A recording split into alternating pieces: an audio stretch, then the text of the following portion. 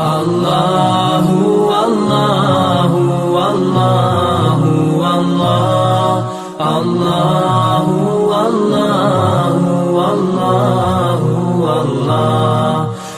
اللہ اللہ اللہ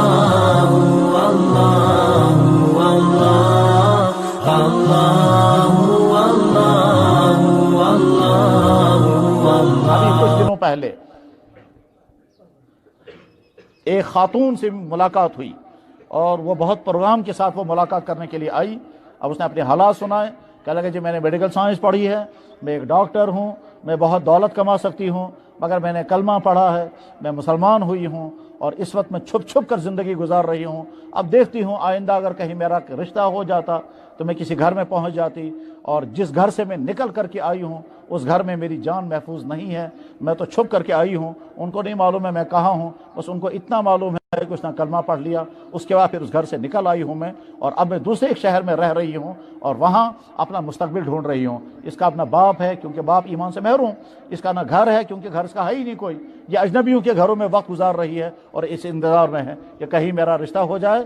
یہ ہے وہ امتحان, چھوٹا امتحان ہے یہ, اس لیے کہ ابھی تو مشکلات آئی نہیں اسے. میں نے اسے کہا تمہیں مبارک ہو, ورنہ ایسے بھی ہیں جن کو سالہ سال تک نہ جانے کیا کیا ظلم سہنے پڑے. ایسے بھی ہیں کہ کلمہ پڑھا اور ادھر سے, ایسے بھی ہیں کہ کلمہ پڑھا اور زبان کو پلاس سے بھینچا کر اور زبان کو زخمی کر کے بعد اس میں نمک چھڑکا دیا.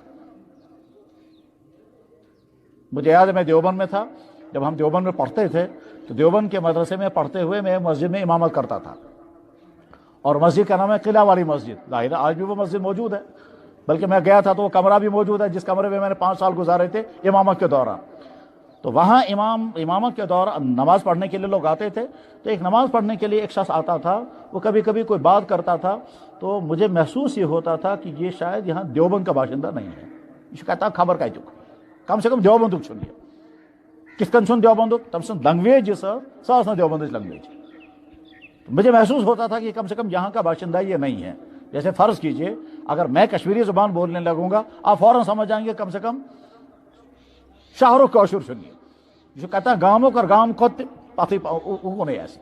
ٹھیک انسان سمجھ, اگر یہاں شپیان کا کوئی آدمی بولنے لگے گا آپ فوراً محسوس کر لو گے یہ شپیان کا ہے, اور شپیان کا اگر کوئی شہر والا ہوگا وہاں وہ فوراً پہچان لیں گے. یہ انسان دوسری زبان کے لنگویج کو, دوسری زبان کے لہجوں کو پہچانتا ہے. تو بہرحال مجھے بھی لگتا تھا یہ آدمی یہاں کا نہیں ہے, لیکن ہم نے بھی کبھی پوچھا نہیں, اس نے بھی کبھی بتایا نہیں.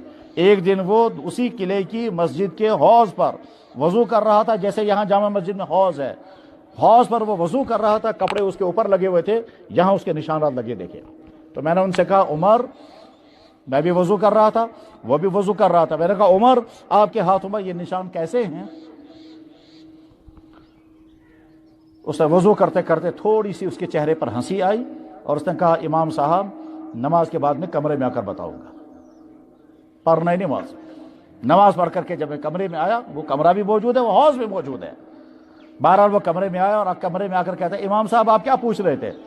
تو میں پوچھ رہا تھا یہ ہاتھوں میں نشان کیسے ہیں؟ تو سنا ہاں میں نے آپ کو کبھی نہیں بتایا, آپ نے پوچھ لیا تو آج بتاتا ہوں. میں اصل میں مسلمان نہیں تھا, میں کسی اور ڈائناسٹی سے تھا. پھر میں نے جب کلمہ پڑھا میں مسلمان ہوا تو وہاں مجھے گھر والے جو ہیں لوہا گرم کر کے لگاتے تھے, اور یہی لوہا میرے پورے جسم میں لگا ہوا ہے. میں نے کہا عمر تم نے تو بڑی مصیبتیں برداشت کی ہیں. کہتا جی یہ تو کچھ بھی نہیں ہے. مطلب یار شستر شاہ لومن گارم کر کے آج چکوانا یہ کچھ بھی نہیں ہے. دمان جناب یہ کچھ بھی نہیں ہے. میں نے کہا پھر کہنے لگے میری ماں اور میری بیوی کا مطلب اس خاندر بولو سوچیے, میری ماں اور میری بیوی میرے ہاتھ ستون کے ساتھ باندھ دیتے تھے اور پھر لیٹرین سے ناپاکی لا کے میرے منہ میں بھرتے تھے اور کہتے تھے اسی زبان سے پڑھتا ہے تو محمد محمد لا, اسی میرے منہ میں وہ ناپاکی بھرتے تھے اور آسم تھوپ دیتے اور میرا منہ بند کرتے تھے. 2.5-3 گھنٹوں تک میرے منہ میں پاخانہ ہوتا تھا. میں اس کو نیچے بھی نہیں اتار سکتا تھا, میں باہر بھی نہیں نکال سکتا تھا. نیچے کیسے اتارتا, کون کھائے گا پاخانہ, اور باہر کیسے نکالتا, ہاتھ پیچھے بندھے بھی ہوتے تھے. کہا کئی سال تک میں نے یہ مصیبت برداشت کی ہے مگر ایمان نہیں چھوڑا. میرے بھائیو اللہ نے ہم سے ایسا امتحان نہیں لیا. نادان ہیں ہم مسلمان, ہم کو کبھی خیال نہیں آیا کہ یا اللہ اس ایمان کے لیے آپ نے ہم سے کوئی قربانی نہیں لی، ہم نے کہیں مار نہیں کھائی، ہم نے کہیں ظلم نہیں سہا، ہم نے ماں باپ کو چھوڑنے کی نوبت نہیں آئی، ورنہ ایسے بھی ہیں کہ زندگی بھر کے لیے ماں باپ کو چھوڑنا پڑتا ہے۔ ابھی جب یہاں آ رہا تھا میں راستے میں ایک خاتون نے فون کیا اور دردناک کہانی سنائی کہ آپ کو معلوم ہے میں نے کلمہ پڑھا ہے، آپ کو معلوم ہے جس خاندان سے میں ہوں اگر وہ مجھے دیکھ لیں گے تو مجھے وہ ذبح کر دیں گے، میں جس مسلمان کے گھر میں اس وقت ہوں اس مسلمان گھر میں مجھ پر یہ ظلم ہو رہا ہے۔